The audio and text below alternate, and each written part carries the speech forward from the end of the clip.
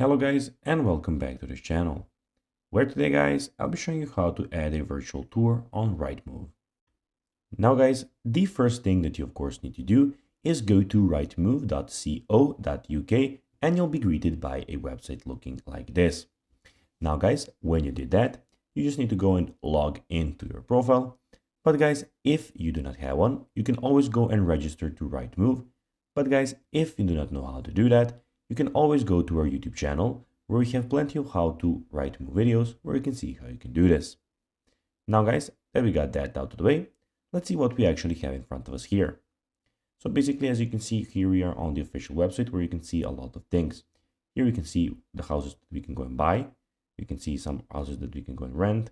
We can see some house prices here. We can go and find agents, so find estate agents. We can see commercials, Inspire, and we can see some homes that are overseas, so in all countries and some European countries. As you can see in the middle of the screen, we can see that we have a search bar where you can go and put your address in and type for sale or to rent, basically whatever you want. And guys, also in the top right corner, we have My Rightmove, where you can see everything about your profile.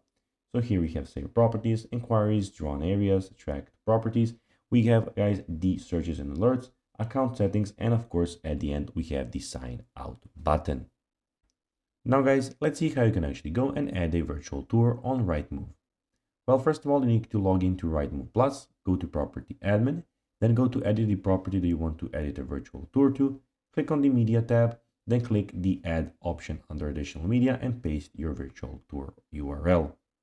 So guys, that will be everything for this video. I hope that you found this video informative and entertaining. If you did guys, don't forget to like this video, share it, subscribe to the channel, and put the notifications on.